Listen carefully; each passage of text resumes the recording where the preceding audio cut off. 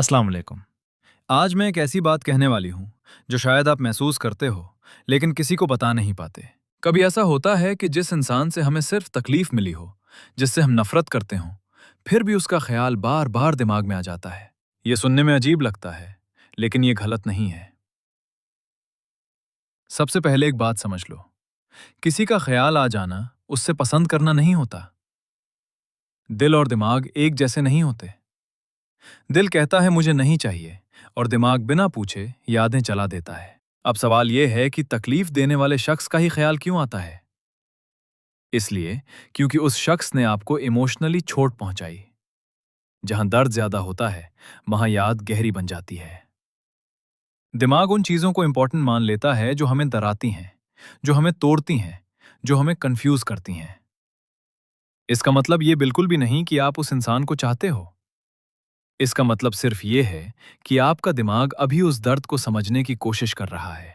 कभी कोई आवाज, कभी कोई कपड़ा, कभी कोई जगह अचानक एक याद ले आती है। इससे कहते हैं ट्रिगर। याद ट्रिगर होती है, इंसान नहीं। और रात के वक्त ये सब और तेज हो जाता है, क्योंकि रात को दिमाग थका होता है और पुरानी यादें बिना इजाजत आ जाती हैं। इस्लाम यहां हमें सुकून देता है। अल्लाह दिल के इरादे को देखता है ना, कि दिमाग की आने जाने वाली सोच को। बिना चाहे आई हुई सोच गुनाह नहीं होती। जब ऐसा ख्याल आए तो खुद से लड़ना मत।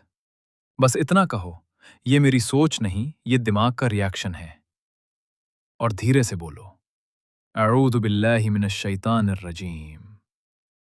याद रखो, आप कमजोर नहीं हो, आप हील हो रहे हो।